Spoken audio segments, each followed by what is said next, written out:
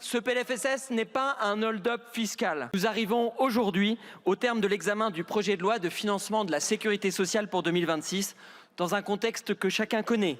Des finances sociales contraintes, une situation socio-économique exigeante et une attente très forte de nos concitoyens quant à la capacité de la représentation nationale à être à la hauteur des enjeux. Je voudrais commencer par un mot de vérité et d'humilité. Ce texte n'est pas mon budget rêvé.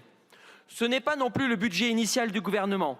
Il a été profondément retravaillé, corrigé, amélioré pour en retirer l'essentiel des irritants qui avaient suscité des inquiétudes légitimes.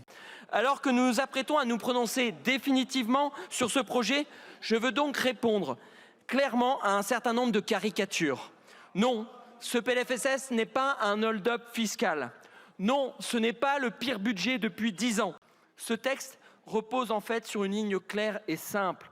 Doter la France d'une loi de financement de la sécurité sociale afin de ne pas ajouter de l'instabilité à l'instabilité et ne pas fragiliser davantage ceux qui prennent soin au quotidien de ceux qui en ont besoin, à l'instar de nos pharmacies de proximité. On ne sauvera pas notre système de protection sociale uniquement par des hausses de prélèvements ou des ajustements comptables.